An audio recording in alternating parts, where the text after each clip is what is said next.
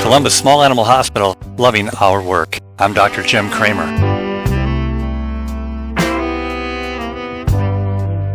This is Slim. He's a 3-year-old German Shorthair pointer. He weighs about 60 pounds. We're meeting him for the first time. He's come to us from a long distance, and poor Slim has multiple pelvic fractures. His pelvis is essentially smashed. Poor Slim has a longitudinal ilial fracture.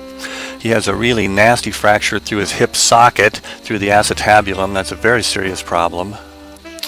He has a fracture caudal to the acetabulum through the ischium, and also multiple pubic fractures which don't show up very well in these x-rays. So his pelvis is completely unstable to the point that he cannot stand or walk. And so we take Slim into surgery to piece him back together. And so we reduced the ilial fracture and held it in place with 2 bone plates. We reduced the acetabular fracture, which is very difficult to do because it's directly underneath the sciatic nerve. Also, the alignment has to be almost perfect in order for the patient to regain use of the leg.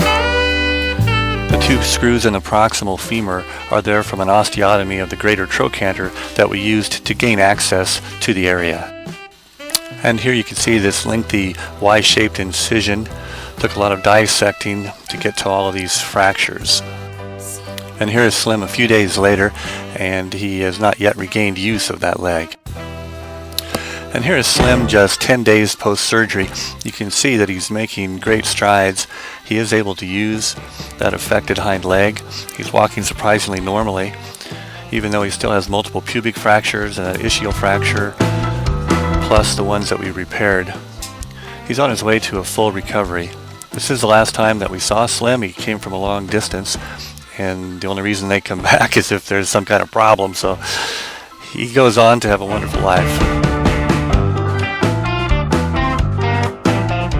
Columbus Small Animal Hospital, loving our work.